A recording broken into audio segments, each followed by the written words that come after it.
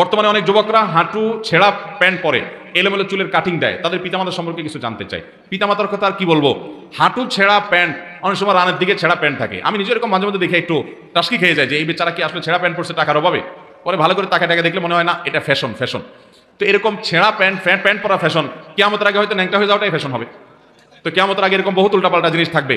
আল্লাহ তাআলা আমাদের যুবকদেরকে সুন্দর রুচি দান করুন এবং পশ্চিমাদের অন্ধ গোলামি এটা থেকে আল্লাহ তাআলা আমাদের যুব সমাজকে বাঁচিয়ে রাখুন।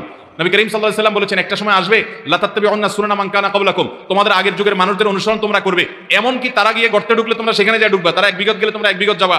সাহাবীরা বলেছেন, ইয়া রাসূলুল্লাহ, ইহুদি খ্রিস্টানদের কথা বলছেন? তিনি বলছেন, তারা ছাড়া কাদের কথা? তাদের কথাই বলছি। অর্থাৎ তারা যা করবে তোমরা অন্ধের মতো চেষ্টা করবা, বুঝে আসুক বা না আসুক। আপনার প্যান্টটা ছেঁড়া, এটা কিসের ফ্যাশন ভাই? কিন্তু আপনি সেটাই করতেছেন। কাদের অনুসরণ করে করতেছেন? ওই যে ইহুদি খ্রিস্টানদের অনুসরণ করে।